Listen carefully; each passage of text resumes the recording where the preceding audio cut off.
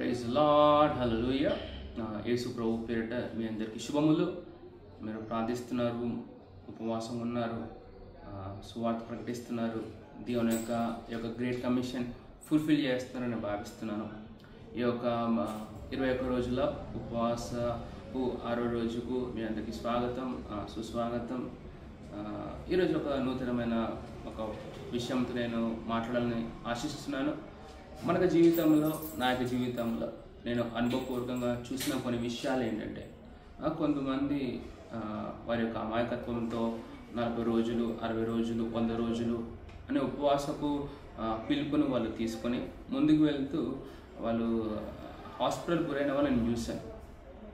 అంటే ఉపవాసం చేయడం చాలా మంచిదే, కానీ ఉపవాసం చేసేటప్పుడు దేవునికి ఆత్మ నడిపింపుతో మరియు మీ పైన దైవజన్ యొక్క నడిపింపుతో చేస్తే అది చాలా బాగుంటుంది. ఏ ఉపవాసం ద్వారా అయితే మీరు దేవుని దగ్గర అవ్వాలని ప్రయత్నిస్తారో ఆ ఉపవాసం ద్వారా దేవునికి దూరం అవ్వకుండా చూడండి. సో నేను చెప్పే విషయం ఒకటే, ఉపవాసం చేసేటప్పుడు దేవుని యొక్క నడిపింపుతో ముందుకు వెళ్ళండి.